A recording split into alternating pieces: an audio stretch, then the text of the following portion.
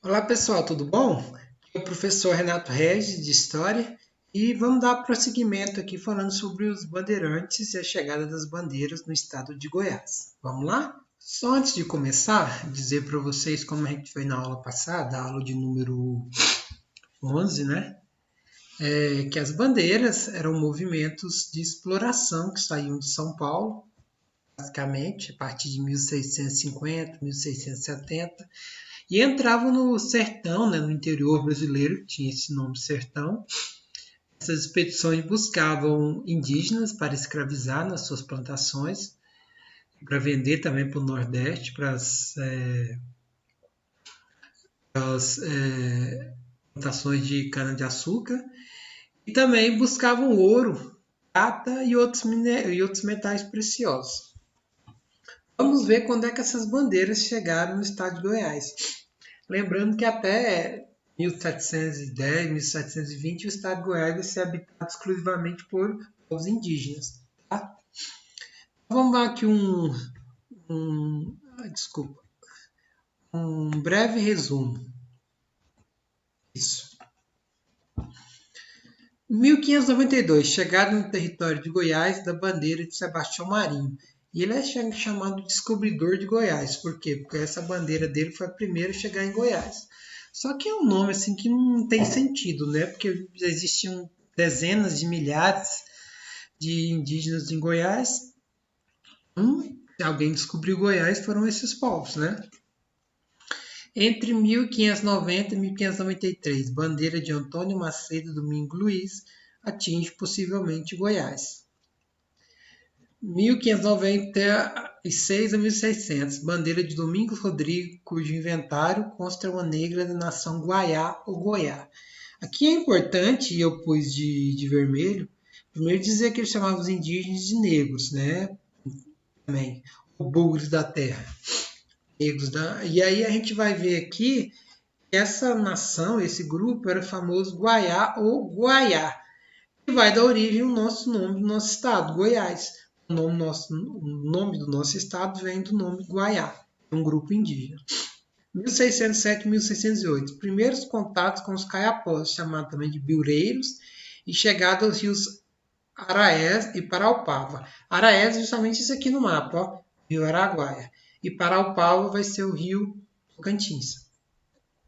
Sumiço da bandeira de Martim Francisco. Que foi uma expedição que entrou no meio do sertão e sumiu todo mundo, não voltou ninguém. Ou seja, com certeza foram trucidados pelos indígenas. Estou meio gripado, vocês desculpem. 1625. Campanha jesuítica no Rio Tocantins a partir do Pará. Aí veio lá de cima, Belém, lá de cima, uma campanha jesuítica, ou seja, padres da igreja desceram aqui para tentar catequizar os índios, né? Ensinar a religião para os indígenas. 1669. Bandeiras atingem a ilha de Corumbaré. Eu penso que a ilha de Corumbaré é justamente o que foi chamado depois de Ilha de Santana e hoje tem o nome de Ilha do Bananal. 1673 ou 1680, a historiografia não sabe precisar direito a data. Bandeira de Bartolomeu Bueno da Silva, o pai, o primeiro Anhanguera, cativou os Araés e os Goiás. Então, esse Bartolomeu Bueno pai veio aqui e cativou, ou seja, prendeu e levou como escravos os indígenas das nações Araés e Goiás. 1722 1925, bandeira de Bartolomeu Bueno da Silva, o filho. Né? Então você tem o Bartolomeu Bueno da Silva, o pai, chamado de Anhanguera, e o Bartolomeu Bueno da Silva, filho. Também tinha o mesmo apelido do pai, Anhanguera. E aqui você tem a deserção do Alferes Braga. O que foi isso, né? Isso aqui foi a bandeira que saiu de São Paulo, Bartolomeu Bueno. Quando ela chegou nessa região que viu que estava perdida, porque ele queria justamente chegar nessa área, o Alferes Braga, junto com outros homens, desertaram, ou seja, abandonaram a bandeira do Anhanguera, Bartolomeu Bueno da Silva, Anhanguera, e subiram para o Pará, para Belém.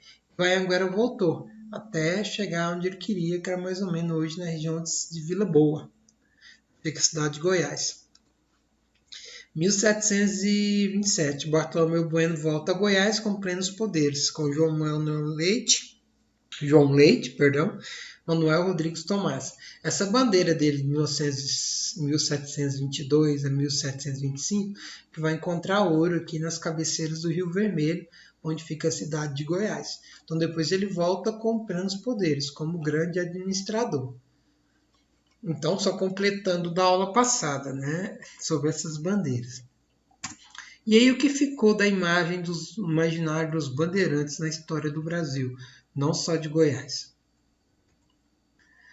Algumas pessoas vão ver o bandeirante como o herói civilizador do sertão bruto, fundador da nacionalidade, ou seja, do país, o conquistador, o desbravador. Aí você tem mesmo essa estátua que está aqui no centro de Goiânia, né? Avenida Anhanguera com Avenida Goiás. A estátua do Anhanguera, lá na Praça do Bandeirante.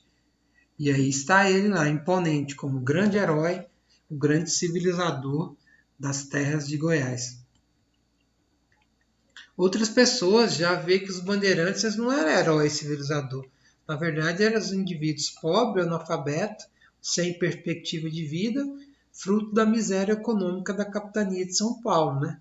E aí o retrato é bem diferente, tá vendo que ele está bem mais bem vestido, usando botas, tem traços de branco, não dá para ver, mas é. Esse aqui já é um meio que mestiço, descalço, poucos armamento que ele tinha, né? E tem também um outro imaginário na história dos bandeirantes, que é o predador, escravista, destruidor, despovoador, buscou a fortuna rápida, violento, cruel, exterminador. Essa imaginário, essa crítica vê os bandeirantes como exploradores que para achar